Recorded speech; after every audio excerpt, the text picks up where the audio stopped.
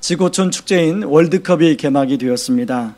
여러 경기가 그동안에 치루어졌는데 단연코 네덜란드와 스페인 경기가 사람들의 화제가 되었습니다. 왜냐하면 스페인은 지난 2010년 디펜딩 챔피언으로 이번에도 아마 좋은 경기를 펼칠 것이다, 사람들이 기대를 갖고 기대했고, 네덜란드 역시도 강팀이었기 때문에 그렇습니다. 더 사람들의 화제가 되었던 것은 스페인의 골키퍼를 맡았던 이 카시아스 골키퍼, 월드컵에서만 433분 동안 무실점 기록을 과연 이어갈 것인가 이어가지 못할 것인가에 관심이 있었습니다. 왜냐하면 계속 이어가게 되면 왈테르 젠가가 기록한 516분을 뛰어넘어 이제 진짜 골키퍼, 세계적인 골키퍼의 반열에 가장 들기 때문에 그랬습니다. 그런데 여러분 잘 아시는 대로 스페인이 네덜란드에 5대1로 대패를 했습니다. 아니나 다를까 경기 후에 나오는 뉴스들을 보니까 그 스페인 언론, 그리고 네티즌들이 스페인에게 실망했다, 카시아스 골키퍼가 세계적인 골키퍼라고 하는데 나 카시아스에게 실망했다, 이런 기사들이 나온 걸 보았습니다.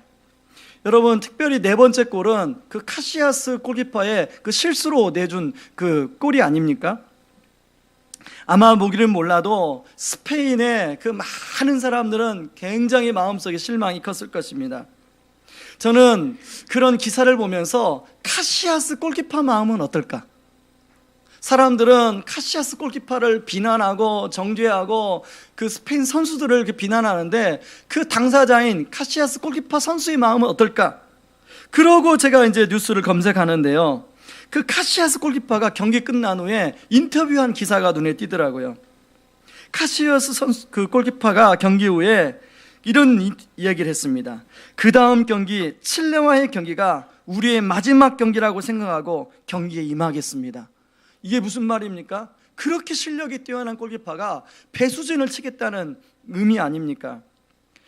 아마 저는 이번에 그 스페인이 네덜란드에게 진 경험은 스페인의 방심에 대한 좋은 보약이 되었을 거라고 생각합니다. 저는 목사이다 보니까 이런 뉴스를 보면서 영적인 교훈을 거기에서 발견하려고 합니다. 사실 우리도 얼마든지 카시아스 선수들처럼 그렇게 생각할 수가 있습니다. 내가 어느 정도 사람들이 나를 인정해주고 또 사람들이 나에게 어느 정도의 평가를 해줄 때 방심할 수가 있습니다. 그런데 아무리 완벽한, 아무리 훌륭한 선수랄지라도, 아무리 훌륭한 도덕적으로 굉장히 높은 그런 사람일지라도 사람은 실수하거나 넘어질 수 있다는 것입니다. 특히 영적인 일의 경우는 더 그런 경우가 많습니다. 그래서 바울은 고린도전서 10장 12절에 그런즉 선줄로 생각하는 자는 넘어질까 조심하라, 이렇게 말씀하고 있지 않습니까? 사실 이 말은 우리 모두에게 해당되는 말입니다. 여러분, 우리는 다른 어떤 제3자가 그렇게 우리 기대를 실망시키면 우리는 쉽게 그 사람을 비난합니다. 그 사람에 대해서 쉽게 말을 합니다. 그러나 그게 자신, 당사자일 때는 그게 참 쉽지 않습니다. 그러므로 우리가 저나 여러분이나 언제 넘어질지 모르는 연약한 사람들이기 때문에 오늘 바울이 말한 것처럼 항상 조심해야 된다는 것입니다. 여러분, 오늘 본문에 나오는 아브라함이 그런 대표적인 케이스인데요, 창세기 18장에서 우리가 아브라함에 대해서 살펴볼 때 아브라함의 모습이 어떤 모습이었습니까? 거의 믿음의 반열에 절정에 서 있는 모습 아닙니까? 여러분, 창세기 18장에 보면은 그 하나님도 아브라함을 인준해 줘서 아브라함에게 드디어 이제 사라를 통해서 아들을 낳을 약속을 해주고 있습니다. 그리고 소돔과 고모라를 심판하러 가시기 전에 내가 아브라함에게까지 내가 숨기겠느냐, 그러면서 아브라함에게 소돔과 고모라를 심판하는 내용을 이야기를 해줍니다. 그때 아브라함이 어떻게 합니까? 그 소돔을 위하여 간절히 중보하는 내용이 나옵니다. 여러분, 이런 아브라함의 창세기 18장의 모습은 진짜 그야말로 믿음의 반열에 정상에 서 있는 모습이에요. 그런데 오늘 우리가 20장의 그 아브라함의 모습은 18장의 아브라함의 모습과는 너무 대조적인, 참으로 아브라함의 실망스러운 모습이 나오고 있습니다. 아브라함이 무슨 이유인지 모르겠지만 네게브 땅으로 이제 옮겨갑니다. 그리고 가데스와 술 사이에는 그랄에 잠깐 거류하게 됩니다.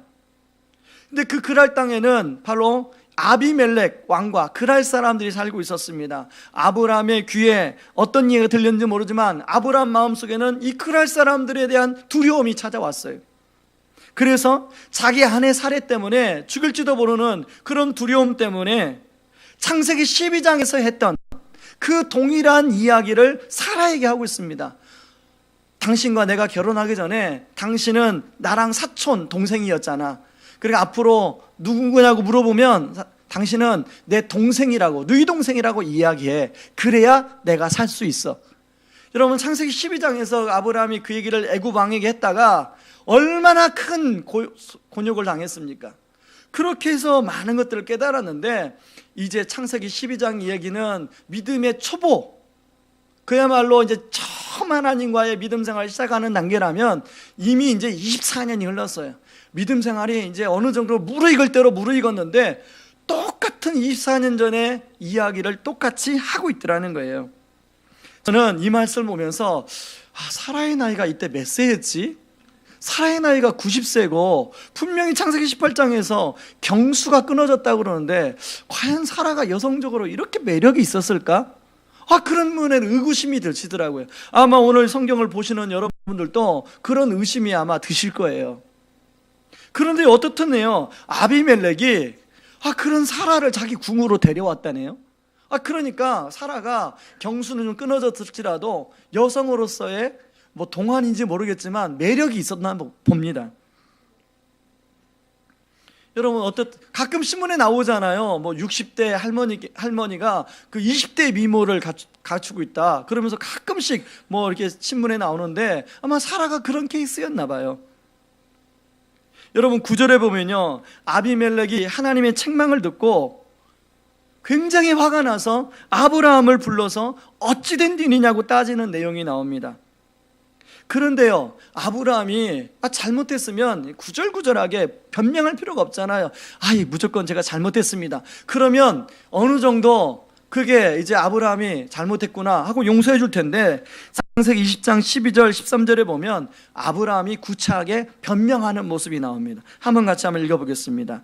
또 그는 정말로 나의 이복 누이로서 내 아내가 되었음이니라. 하나님이 나를 내 아버지의 집을 떠나 두루 다니게 하실 때에 내가 아내에게 말하기를 이후로 우리의 가는 곳마다 그대는 나를 그대의 오라비라 하라. 이것이 그대가 내게 베풀 은혜라 하였었노라. 여러분, 이런 아브라함의 도덕적으로 우리를 실망시키는 모습에 비하면요, 오늘 본문에 나오는 아비멜렉, 그랄 왕 아비멜렉의 모습은 상당히 의롭고 도덕적인 모습으로 나오고 있습니다.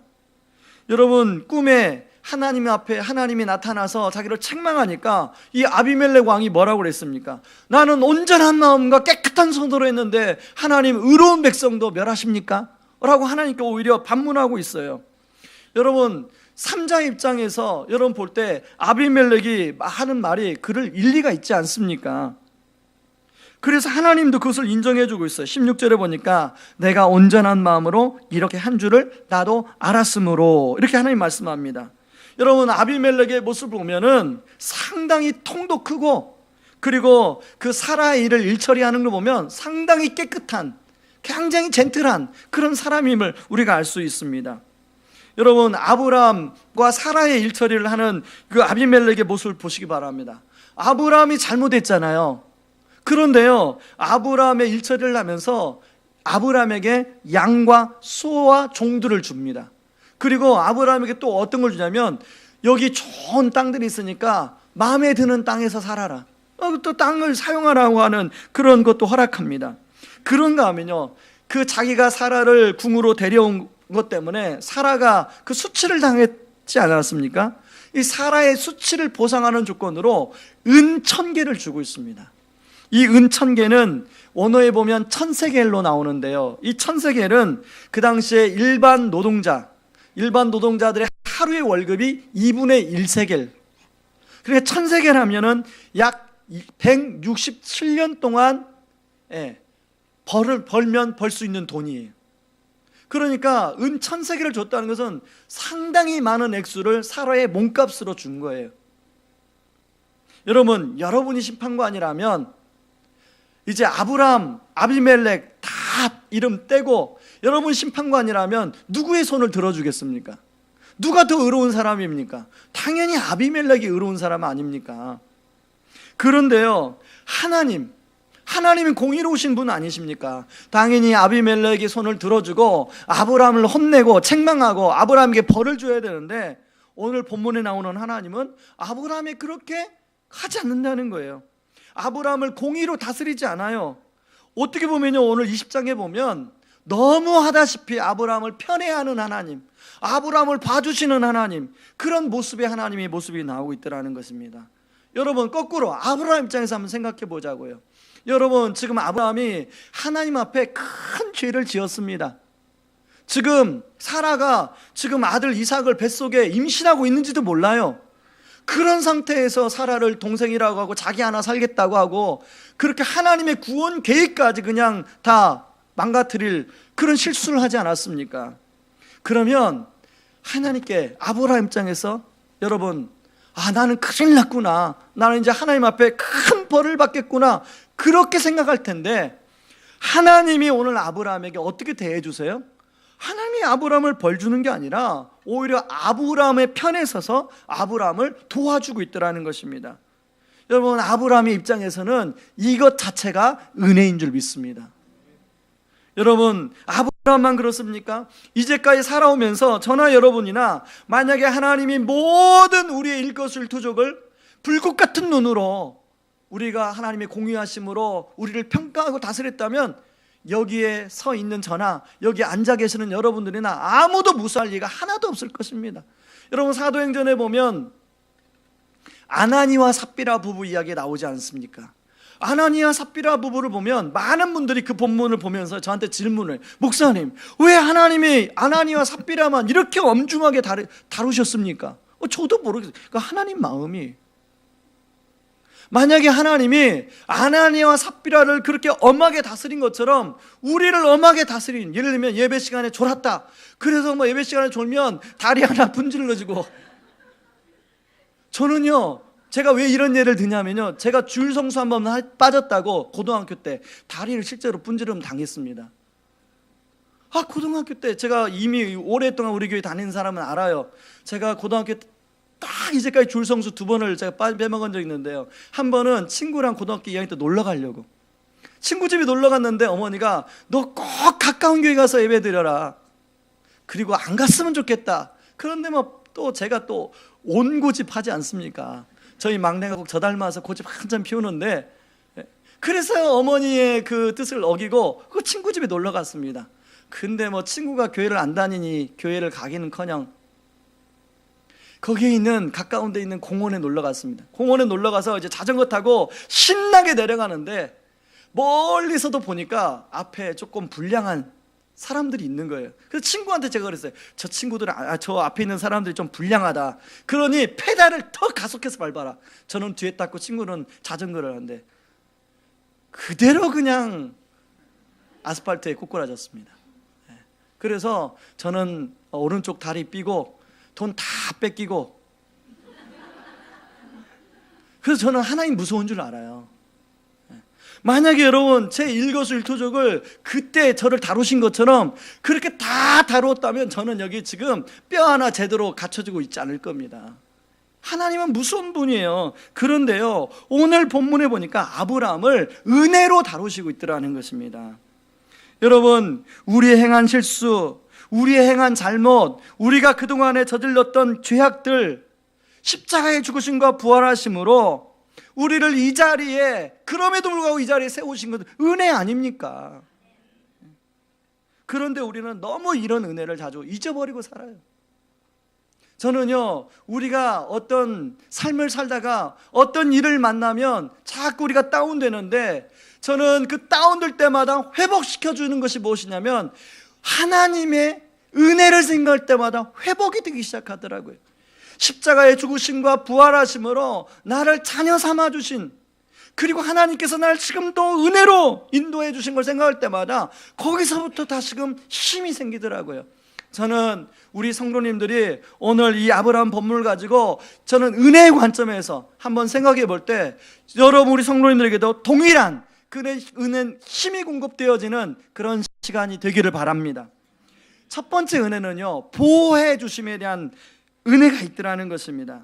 여러분, 아브라함이 왜 굳이 그랄 땅까지 갔을까를 성경 본문에 나오지 않는데 제가 가만히 생각해 보니까 아브라함의 직업이 유목업이에요. 여러분, 유목업은, 유목민들은 풀을 찾아다니지 않습니까? 이곳에서 살다가 풀이 떨어지면 양과 소를 데리고 다른 곳으로 가고, 그러다 보니 그랄 땅에 가게 된 거예요. 근데 그랄 땅에 가보니까 그랄 사람들이 좀 비상식적인 행동을 한다는 거예요. 그러니까 아브라함 입장에서는 당연히 걱정이 되지 않겠습니까? 예쁜 아내 사레, 이 사레 때문에 내가 목숨을 과연 부지할 수 있을까? 그래서 생각한 끝에, 그런 두려움과 염려가 찾아내고 생각한 끝에 창세기 12장에서 했던 그런 실수를 아브라함이 다시 하고 있습니다. 여러분, 아브라함이 생업 때문에 그 주거지를 옮긴 것, 그리고 주거지를 옮겨서 그랄 사람을 향한 두려움과 염려가 찾아온 것, 그것은요 누구나 다 동일하고 경험할 수 있는 거예요. 그런데 중요한 것은 이런 두려움과 염려가 찾아오면 아브라함은 지금 이제 믿음의 초신자가 아니라 창세기 이제 12장에서 이미 24년이 흐른, 이제 다 내년이면 이삭이 태어날 그런 믿음의 거장 아닙니까? 믿음의 거장이라면 믿음이 작동돼야 되잖아요. 근데 믿음이 작동되지 아니하고 뭐가 작동돼요? 본성이 작동되더라는 거예요. 여러분, 그런 아브라함의 모습 보면서 여러분 아마 어떤 분들은 이야, 참 아브라함이 진짜 이 믿음 없는 사람 뭐니 하고 그렇게 판단할 수 있는 분이겠지. 그러나 그건 아브라함 판단할 게 아니라요, 사실 그건 아브라함 얘기야, 우리 이야기예요. 여러분, 우리 얼마나 믿음이 좋고 지난 주일날 예배 끝날 때 두 손을 올리며 하나님 아버지, 제가 주의 뜻대로 살겠습니다, 십자가를 지고 살겠습니다, 그러고 여러분 저 문 밖에 나가셨잖아요. 한 주간 동안 안 넘어지셨습니까? 한 주간 동안 안 넘어지셨어요? 한 주간 동안 또 세상 속에서 수많은 유혹이 있고 또 부딪힘이 있고 그런 갈등이 있고 아마 그런 상황 속에 오늘 예배 자리에 나오셨을 거라고요. 그래, 아브라함이나 우리나 어떻게 보면 아브라함이 우리보다 훨씬 낫습니다. 여러분, 그런데요, 오늘 아브라함이 믿음으로 반응하지 못해요. 그 결과 자기 아내 사라가 아비멜렉에게 끌려가고 있더라는 거예요. 여러분, 그러면 자, 아브라함이 한 실수기 때문에 하나님 입장에서는 내버려둬도 상관없어요. 아브라함이 잘못했기 때문에 네가 한번 겪어봐라, 내려봐도 상관없는데 하나님께서 오늘 3절에 보시기 바랍니다. 3절에 그 사라가 아비멜렉에 끌려가자 그 밤에 아비멜렉의 꿈에 나타나서 말씀하세요. 아브라함을 따끔하게 경고합니다. 너 지금 데려온 그 여자 때문에 너 죽을 수 있어? 그 여자 돌려줘라. 그 아내는 선지자의 아내다. 여러분, 오늘 여기 그 밤인데 그 밤이 어떤 밤이에요? 바로 사라가 위험에 처할 수 있는 밤이에요. 사라가 끌려간 밤이에요. 사라가 위험에 처하기 직전에 하나님께서는 급하게 개입하심으로 사라를 보호해주고 있더라는 거예요. 여러분, 성경에는 이런 하나님의 백성을 보호해 주시는 내용이 참 많이 나옵니다. 그 중에요, 여러분 다윗이 사울에게 참 많이 쫓겨다니지 않았습니까? 다윗이 사울에게 절체절명의 위기의 순간이 있었는데요, 여러 번 있었지만 가장 위기의 순간이 사무엘상 23장 26절, 27절, 28절에 나옵니다. 같이 한번 읽어보겠습니다. 사울이 산 이쪽으로 가매 다윗과 그의 사람들은 산 저쪽으로 가며 다윗이 사울을 두려워하여 급히 피하려 하였으니 이는 사울과 그의 사람들이 다윗과 그의 사람들을 에워싸고 잡으려 함이더라.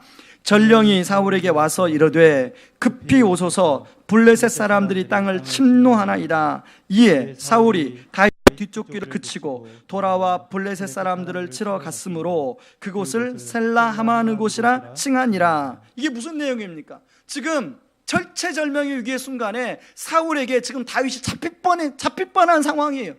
근데 그때 하나님께서 블레셋 군대가 쳐들어왔다는 소식을 전하게 하므로 다윗을 잡을 뻔한 상황 속에서 사울이 회군을 합니다.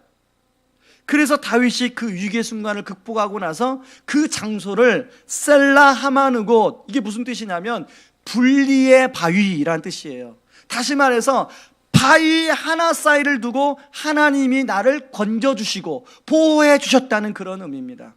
여러분, 우리 삶 가운데에서도 이렇게 하나님이 절체절명의 위기의 순간에 바위 하나를 두고 보호해 주시고 구원해 주시는 그럴 때가 얼마나 많습니까? 지나고 보면 아차, 여러분 그런 순간 없습니까? 저는 지난주도 있었어요. 지난주도요, 신방을 갔다가 오는데 도로가 새로 났더라고요. 제가 잘 아는 도로라고 내비게이션 안 켜고 갔는데 도로가 새로 나서, 여러분 그 고속도로에서 이 갈림길이죠, 갈림길. 오른쪽으로 탔는데요, 제가 순간적으로 도로를 잘못 탔다고 생각했어요. 그러다가 차를 멈췄습니다. 차가 안 보이길래. 그러고 깜빡이를 넣고 후진해서 다른 길로 가려고 하는데 차가 안 오는 거예요. 후진하면 되겠다 싶은데 그 순간 표지판을 보니까 제가 길을 잘 들어선 거예요. 그래서 깜빡이 켜고 갔는데 바로 뒤에 차가 오더라고요. 여러분 그때는 몰랐습니다. 집에 돌아와서 말씀을 보고 준비하고 있는데 갑자기 그때가 떠오르는 거예요. 정말 아찔한 거예요. 저만 탄 게 아니라 저희 집사람도 타고 우리 전사님도 탔는데, 정말 하나님, 그 순간 만약에 제가 그 표지판을 보고 그 순간 그렇게 하나님이 제 생각을 바꿔주지 않았으면 저는 또 후진했을 거예요. 후진했으면 어떻게 됩니까? 그 고속도로에서. 생각해 보니까 하나님 보호해 주심의 은혜. 여러분, 우리가 순간순간마다, 여러분 우리 삶만 그렇습니까? 우리 자녀들, 여러분 우리 자녀들 이야기 집에 가서 들어보면 그 순간에, 위기 순간에 하나님이 보호해 주신 걸 얼마나 우리가 많이 느낍니까? 그때 하나님이 너 지켜주셨구나, 보호해 주셨구나. 저는요, 우리 교회 성도님들 자녀 중에 특별히 군에 가 있는 자녀, 그리고 또 유학 가 있는 자녀, 또 선교 훈련 가 있는 자녀, 하나님께서 이렇게 눈동자처럼 보호해 주시는 그런 은혜가 있기를 주님의 이름으로 축원합니다. 그런가 하면요, 두 번째, 훈계해 주시는 은혜가 있습니다. 여러분, 꿈에 나타나 책망을 들은 이제 아비멜렉이 조용히 아브라함을 불러서 일 처리할 수 있는데, 아비멜렉은 그렇게 하지 않습니다. 모든 자기 신하를 다 불러요. 그리고 간밤에 있었던 일을 신하들에게 다 이야기합니다. 여러분, 신하들한테 다 이야기하니까 그 아브라함의 그 입장이 뭐가 됐겠습니까? 아브라함의 수치가 다 드러났어요. 여러분 생각해 보세요. 자기 하나 살겠다고 자기 부인 팔았다는 얘기가 그 남자로서 들을 이야기입니까? 그것도 99세 할아버지가. 여러분 남편이 지금 그렇다면 여러분 남편을 그렇게 데리고 살겠습니까? 아무튼 정말 창피한 이야기예요. 그래서요, 지금 아브라함이 이제 그 많은 사람 앞에서 이제 불려갔습니다. 그러고 이제 아브라함을 취조하는 장면이 그게 20장 9절 10절 내용이에요. 한번 읽어보겠습니다.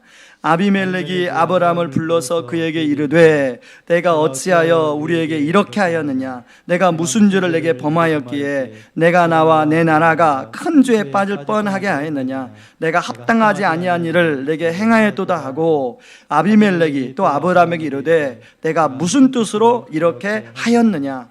여러분, 우리 개역 개정 성경에는 이 글로 표현되어 있기 때문에 너무 이 장면이 잘 실감나게 않죠.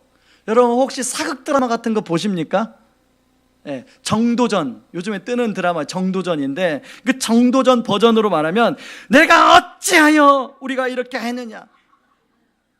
여러분 생각해 보세요. 제가 잘 흉내를 못 내겠는데 지금 아브라함은 그냥 쥐구멍을 찾아서 어쩔 수 없는 그런 상황이에요.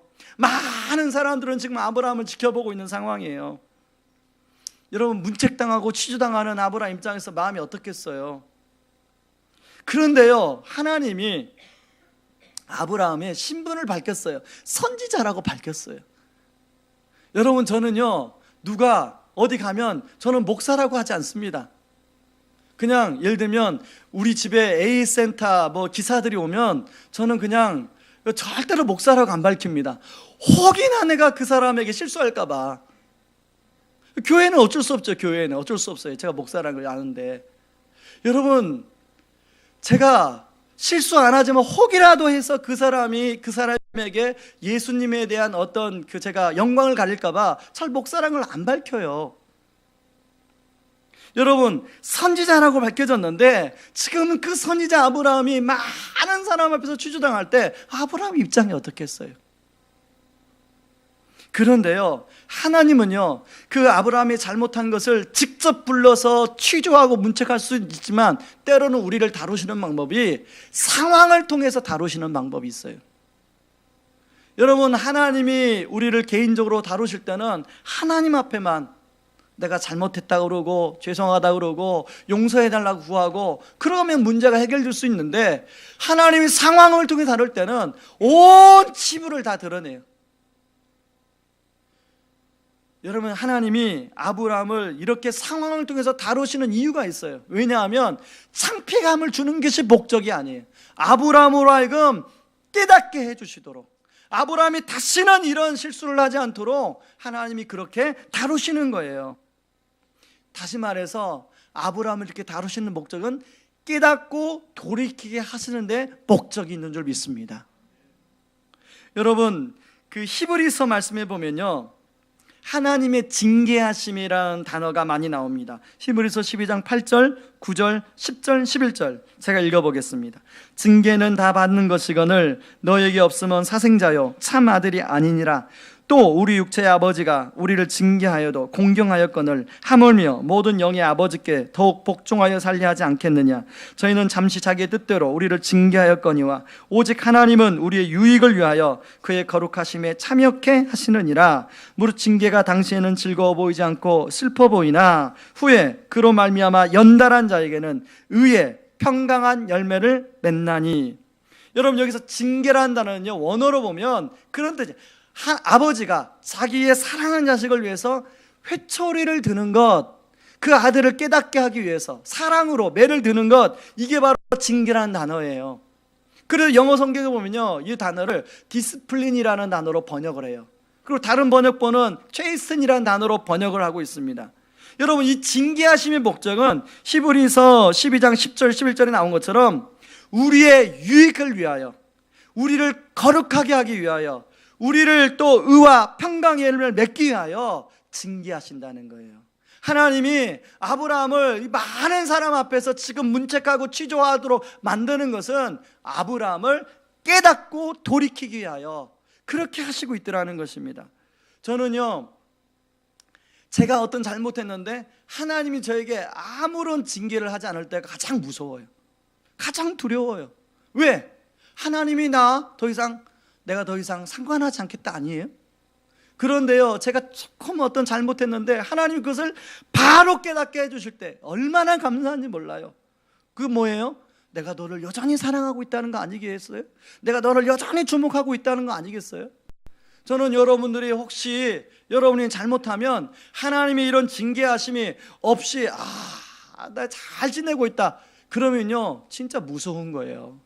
그런데 하나님의 징계하심이 깨달아지는 순간 그게 은혜인 줄 믿습니다. 왜 그래요? 왜 우리를 그렇게 하나님이 그렇게 하십니까? 바로 우리를 깨닫고 돌이키기 위해서. 여러분, 지금 오늘 하나님께서 아브라함에게 깨닫고 돌이키기를 원하는 마음이 무슨 말이냐면, 오늘 본문에 보면요, 아브라함보다 아비멜렉이 훨씬 도덕적이고 의로운 사람으로 나와요. 여러분, 특별히 오늘 5절에 나오는 온전한 마음과 깨끗한 손, 이게 지금 아비멜렉이 할 말 아닙니까? 근데 이 말을 하는 이유가 뭐냐면 아비멜렉의 말을 통해서 아브라함으로 하여금 하나님이 이 마음과 손을 갖기를 원하시는 거예요. 여러분, 아브라함은 누구예요? 선지자 아닙니까? 선지자로서 이런 온전한 마음과 깨끗한 손을 갖기를 하나님이 원하신다는 거예요. 여러분, 동일하게 여러분 우리에게도 마찬가지. 하나님이 아브라함에만 온전한 마음과 깨끗한 손이 아니라 바로 우리에게 온전한 마음과 깨끗한 손을 갖기를 원하신다는 거예요. 여러분 구원이요, 여러분, 구원에 세 가지의 구원이 있다는 거 아십니까?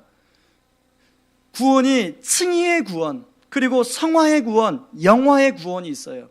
많은 사람들은 구원하면 우리가 예수님의 십자가의 죽으심으로 말미암아 하나님 구원받아 하나님 백성 된 것, 하나님의 자녀 된 것, 이것만 구원이라고 생각하는데요, 그건 칭의의 구원이에요. 성화의 구원이 있고 영화의 구원이 있어요. 성화의 구원은 지속적으로 우리가 이미 구원받은 하나님의 백성이 되었지만 성화의 구원을 우리가 계속적으로 이루어 가야 돼요. 그리고 최종적으로는 영화의 구원, 예수님의 재림한, 아니면 우리 개인적 인간적 육체적 종말로 인해서 들어가는 단계, 영화의 구원이에요. 여러분, 그래서 바울은 빌립보서 2장 12절에 이렇게 얘기합니다. 그러므로 나의 사랑하는 자들아, 너희가 나 있을 때뿐만 아니라 더욱 지금 나 없을 때에도 항상 복종하여 두렵고 떨림으로 너희 구원을 이루라. 성화의 구원을 이야기하고 있는 거죠.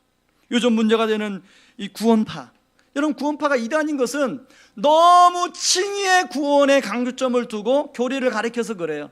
그러다 보니까 자연스럽게 성화의 구원이 약해지고 영화의 구원으로 바로 넘어가 버려요. 여러분, 요즘에 그 유병헌 씨가 하는 행동을 보면 성화가 없어요. 성화를 하는 사람이라면 그런 행동을 하면 안 돼요. 성화가 없어요. 여러분, 저는 근데 이게 구원파만 문제가 아니에요. 우리 정통 기독교 안에도 여러분, 그동안에 교회 안에 칭의 구원, 성화의 구원은 제대로 가르쳐지지 않았어요. 주로 영화의 구원에 포커스가 많이 맞춰져 있었어요. 그러다 보니까 사람들이 예수를 오래 믿어도 구원의 확신이 없어요. 여러분, 오늘 밤 여러분, 우리 주님이 오신다면 천국 갈 확신이 있으십니까? 여러분, 천국 갈 확신이 있으시면 하나님께서 너를 내가 무엇 때문에 천국에 들어보내겠느냐라고 물어보시면 뭐라고 대답하시겠습니까? 그러면 무엇이지? 헷갈려요. 어떻게 대답할지 모르겠어요. 여러분, 우리가 구원의 확신이 없는 사람이 참 많아요. 그래서 복음에 대해서 배우고 알고 깨달아야 돼요. 제 경험을 보니까 복음에 대해서 배울 필요가 있어요. 그런가 하면 여러분, 아까 성화의 구원, 우리가 이미 예수 그리스도의 십자가로 구원받았지만 우리가 지속적으로 주님을 닮아가는 성화의 구원이 있어야 돼요. 지금 우리가 창세기를 통해서 살펴보는 하나님 나라의 삶, 그것이 성화의 구원이에요. 그럴 때 비로소 우리가 영화의 구원을 향하여 나아가는 거예요. 저는 우리 교회 성도님들이 이 구원의 세 가지 여정이라고 이야기하거든요. 이 구원의 세 가지 여정에 균형이 있기를 바랍니다. 칭의의 구원, 성화의 구원, 영화의 구원, 우리 공통적으로 다 잘 알아서 구원의 확신 가운데 거하는 은혜가 있기를 주의 이름으로 축원합니다. 그런가 하면요, 세 번째는 세워주시는 은혜가 있더라는 것입니다. 여러분, 오늘 7절에 보면 조금 이해가 안 되는 내용이 나와요. 여러분, 7절에 보면 이제 하나님께서 아비멜렉에게 아브라함 신분을 밝히는 내용이 나옵니다. 아브라함 신분을 선지자라고 밝히는데요, 이 선지자란 말은 성경에 448번이 나오는데 바로 오늘 본문에서 처음 나와요. 이 히브리어로 나비, 쉽죠? 날아다니는 나비, 이 선지자인데요, 이게 우리말로 그냥 번역하면 하나님의 대변인. 자, 여러분, 아브라함이 하나님의 대변인이면 지금 하나님의 대변인인 아브라함이 의로운 행동을 했습니까? 여러분, 지금 하나님 입장에서 아브라함이 의로운 행동을 안 했기 때문에 하나님 대변인이라는 것을 감춰야 돼요. 그래서 드러내고 있어요. 그럼 누구한테 얼굴에 침 뱉는 거예요? 하나님께 침 뱉는 거예요. 여러분, 제가 아까 우리 집에 오는 그 택배 기사나 어떤 분에게 제가 목사라는 것을 먼저 밝히지 않는다고 말씀드린 거냐면, 혹이라도 제 실수 때문에 하나님께 영광에 침을 뱉은 일이 생길까 봐 그렇게 해서 저는 먼저 밝히지 않아요. 뭐 자연스럽게 알면 알겠지만, 그러나 여러분, 오해하지는 마세요. 제가 우리 집에 오시는 분들을 친절하게 하려고 애를 씁니다. 친절하려고 애를 써요. 오해하지는 마세요. 목사님이 저렇게 예를 드는 거 보니까 분명히 목사님 집에 가면은 뭐 그냥 굉장히 예의 없게 무례하게 하나 보다, 그렇게 생각하는데 안 그렇습니다. 여러분, 자, 하나님의 대변인인데 하나님의 대변인이라면 도덕적으로 탁월해야 되는 거 아니에요? 그런 지금 아브라함 형편없는 모습이에요. 그런데요, 하나님이 이렇게 밝히는 이유가 있습니다. 여러분, 오늘 또 본문을 하나 보면, 자, 아브라함의 집안의 태를 사라를 데려온 것 때문에 문을 닫아버립니다. 아비멜렉, 그러니까 아내와 여종들의 태의 문을 닫아버려요. 자, 태의 문을 닫으신 하나님이 열 분은 누구예요? 하나님 아니에요. 아브라함 상관없이 하나님이 닫기도 하고 하나님이 열기도 하시는 분이에요. 그런데요, 하나님은 아브라함이 기도해야만이 열 수 있도록 아비멜렉에게 이야기하고 있더라는 거예요. 그 왜 그럴까요? 여러분, 지금 하나님 입장에서 보면 아브라함이 도덕적으로 형편없는데 그럼에도 불구하고 하나님이 아브라함을 선지자로 세워주고 있더라는 것입니다. 여러분, 그게 7절 내용입니다. 같이 한번 읽어보겠습니다. 이제 그 사람의 아내를 돌려보내라. 그는 선지자라. 그가 너를 위하여 기도하리니 내가 살려니와 내가 돌려보내지 아니하면 너와 내게 속한 자가 다 반드시 죽을 줄 알지니라. 17절에 아브라함이 하나님께 기도하며 하나님이 아비멜렉과 그의 아내와 여종을 치료하사 출산하게 하셨으니, 그러니까 아비멜렉이 아브라함을 혼내고 책망하면서도 아브라함에게 함부로 할 수 없는 거예요. 사실 여러분, 아브라함을 하나님이 선지자로 세워주고 있는데, 여러분, 아브라함 입장에서는 이건 엄청난 은혜입니다. 지금 벌을 받아도 지금 마땅한데 하나님이 아브라함을 자기를 선지자로 세워주고 있더라는 거예요. 여러분, 마찬가지예요. 여러분, 아브라함이 실수하고 넘어지는 것처럼 우리도 참 많이 실수하고 넘어져요. 그런데요, 하나님이 우리를 선지자로 세워주더라는 것입니다. 여러분, 고린도후서 2장 15절 16절 말씀을 같이 한번 읽어보겠습니다. 같이 읽습니다. 우리는 구원받는 자들에게나 망하는 자들에게나 하나님 앞에서 그리스도의 향기니 이 사람에게는 사망으로부터 사망에 이르는 냄새요 저 사람에게는 생명으로부터 생명에 이르는 냄새라. 누가 이 일을 감당하리요? 그리고 베드로전서 2장 9절에는 그러나 너희는 택하신 족속이요 왕같은 제사장들이요 거룩한 나라요 그의 소유가 된 백성이니 이는 너희를 어두운 데서 불러내어 그의 기이한 빛에 들어가게 하신 이의 아름다운 덕을 선포하게 하려 하심이라. 사실 우리는 아브라함보다도 더 많이 넘어지는 사람들이에요. 우리가 아브라함보다도, 여러분, 엄격한 하나님의 기준으로 보면 우리가 더 많은 죄를 짓는 사람들이에요. 더 연약하고 더 허물이 많은 사람들이에요. 우리는 죽을 수밖에 없는 죄인이고 도저히 우리 힘으로는 우리 스스로 설 수 없는 사람들이에요. 마땅히 하나님의 벌을 받아도 수십 번 아니 수백 번 받을 만한 그런 사람들이에요. 여러분, 하나님 앞에서, 여러분 양심 앞에 여러분 하나님 손 얹고 한번 생각해 보세요.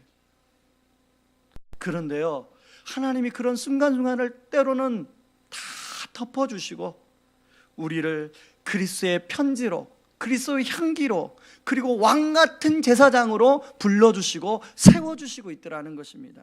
이것 자체가 은혜 아닙니까? 지난주에 우리 찬양팀에서 예배 전 부른 찬양 중에 은혜 아니면 이라는 찬양이 있습니다. 제가 찬양을 잘하면 부를 텐데 그냥 불러드리겠습니다. 은혜 아니면 나 서지 못하네. 십자가의 그 사랑 능력 아니면 나 서지 못하네. 은혜 아니면 나 서지 못하네. 놀라운 사랑 그 은혜 아니면 나 서지 못하네. 한 주간 내내 이 찬양이 제 입술에 떠나지 않는 거예요.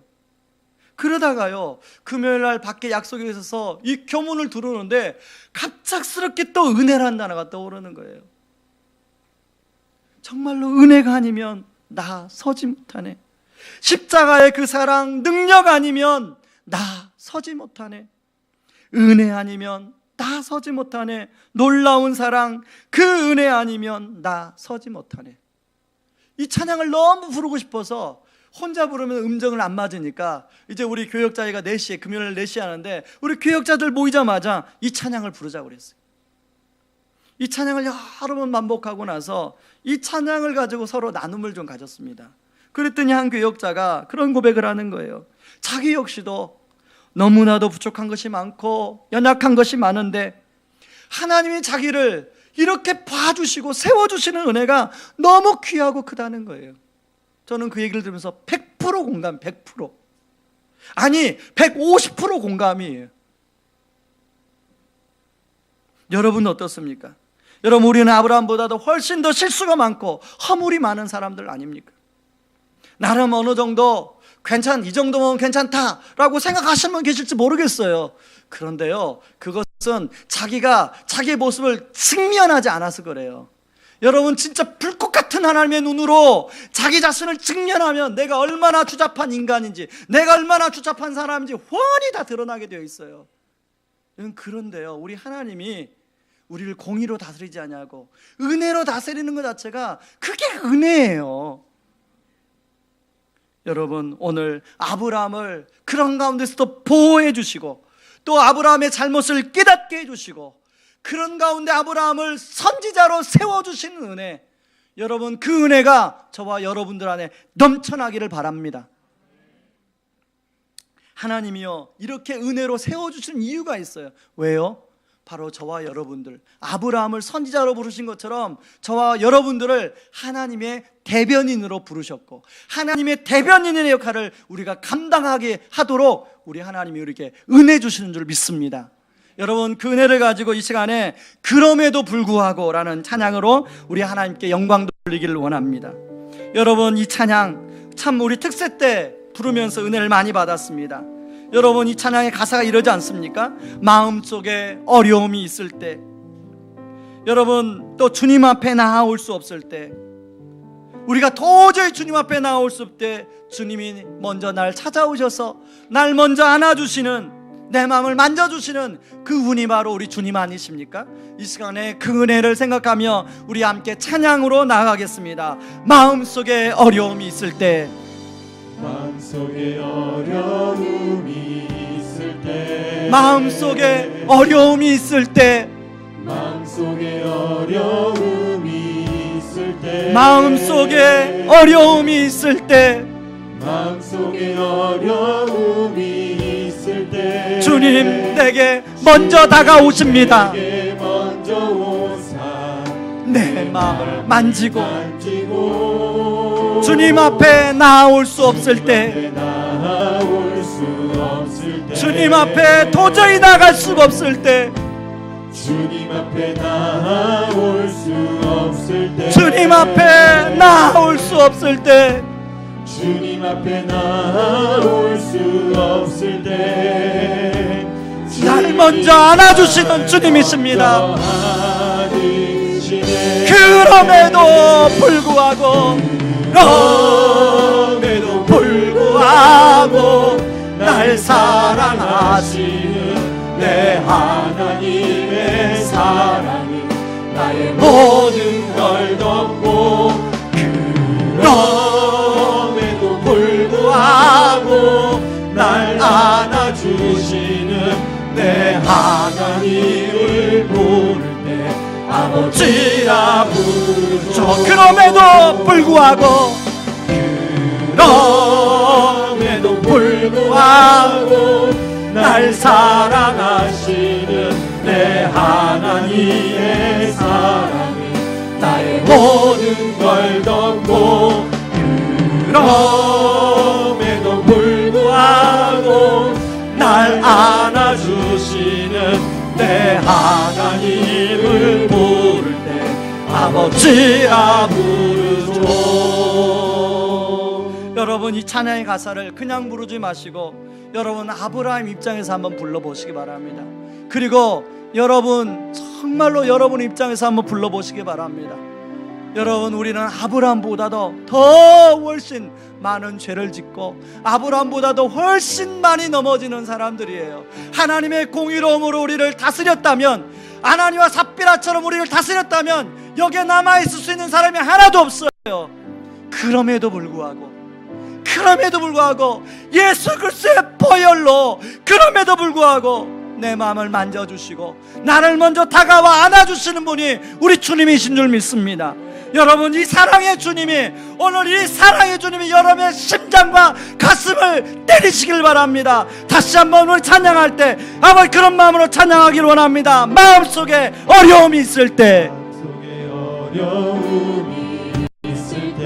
마음속에 어려움이 있을 때, 마음속에 어려움이 있을 때, 마음속에 어려움이 있을 때, 마음속에 어려움이 있을 때 주님 내게 먼저 오사 내 마음을 만지고 주님 앞에 나올 수 없을 때, 나올 수 없을 때, 주님 앞에 나올 수 없을 때, 주님 앞에 나올 수 없을 때, 주님 앞에 나올 수 없을 때, 주님 앞에 나올 수 없을 때, 주님 주님 날 먼저 안아주십니다. 그럼에도 불구하고 날 사랑하시는 내 하나님의 사랑은 나의 모든 걸 덮고, 그럼에도 불구하고 날 안아주시는 내 하나님을 부를 때 아버지라 부르. 내가 원하는 한 가지, 주님의 기쁨이 되는 것.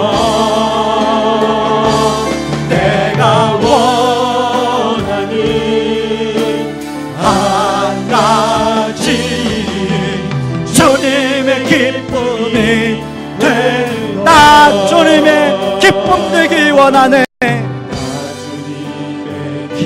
되기 원하네. 내 마음을 새롭게 하소서. 새롭게 하소서. 새 부대가 되게 하여 주사. 되게 하여 주사. 주님의 빛 비추게 하소서. 비추게 하소서. 내가 원하는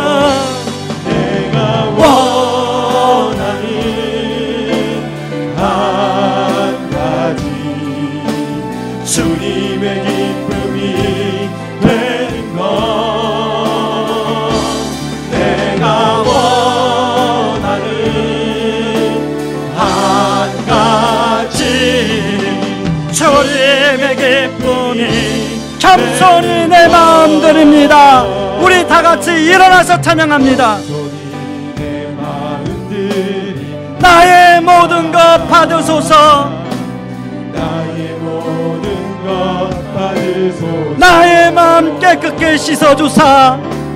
나의 마음 깨끗게 씻어주사. 주님의 길로 행하게 하소서. 주의 길로 행하게 하소서. 내가 원하는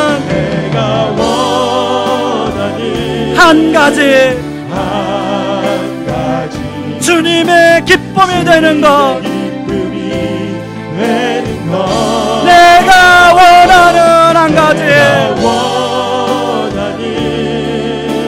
한 가지, 주님의 기쁨이 되는 것. 우리 이 시간 한번 기도하기를 원합니다. 이 시간에 기도할 때 하나님, 우리는 아브라함처럼 넘어지기 쉬운데 선줄로 생각하지 넘어질까 조심하라 말씀처럼 아버지, 우리가 메사에 아버지 넘어지지 않도록 조심하는 삶을 살게 하여 주시옵소서. 아버지 하나님, 오늘 아브라함에게 주신 세 가지 은혜, 하나님 우리를 보호해 주시고 우리를 깨닫게 해주시고 우리를 세워주시는 그 은혜 망각하지 않고 그 은혜 때문에 세임 얻는 삶을 살게 하여 주시옵소서. 하나님, 우리를 선지자로 하나님의 대변인으로 왕같은 제사장으로 불러주셨사온데 하나님의 아름다운 덕을 선전하는 삶을 살게 하여 주시옵소서. 우리 같이 한번 기도하겠습니다. 기도합니다. 고마우신 하나님 아버지, 고맙고 감사합니다.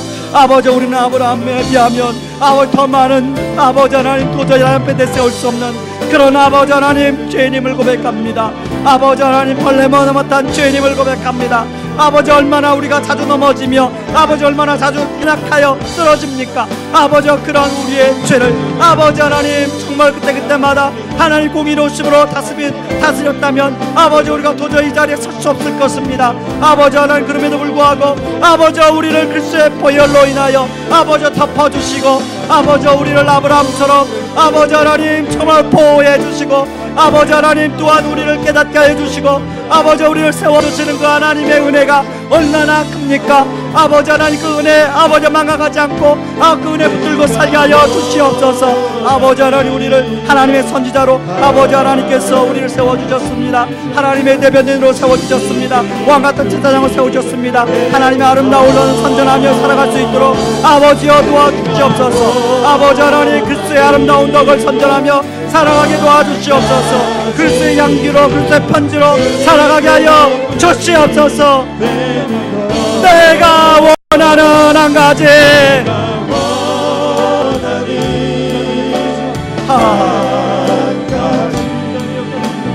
주님의 기쁨이 되는 것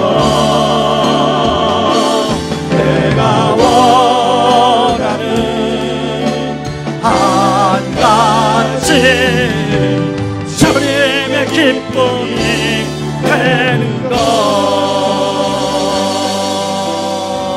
하나님 아버지 그렇습니다. 우리는 아브라함보다 더 많이 넘어지며 하나님 정말 하나님의 공의로 다스렸다면 아버지 여기에 아무도 남아있을 수 있는 사람이 없을 것입니다. 하나님 그럼에도 불구하고 아버지 그리스도의 십자가의 보혈로 하나님 우리를 보호해 주시고 하나님 우리를 깨닫게 하여 주시고 우리를 다시금 세워주시는 하나님의 은혜 얼마나 감사한지요. 하나님 그 은혜 붙들 때마다 우리 성도님들에게 새 힘을 주시옵소서. 하나님은 아브라함을 선지자로 세운 것처럼 우리를 하나님의 대변인 하나님의 선지자로 왕같은 제사장으로 삼아서 하나님의 아름다운 덕을 선전하도록 하셨습니다. 하나님 한 주간 살아가는 동안에 하나님 우리가 하나님의 대변인으로 그리스도의 편지로 향기로 그리스도의 아름다운 덕을 선전하는 한 주간 되게 하여 주시옵소서.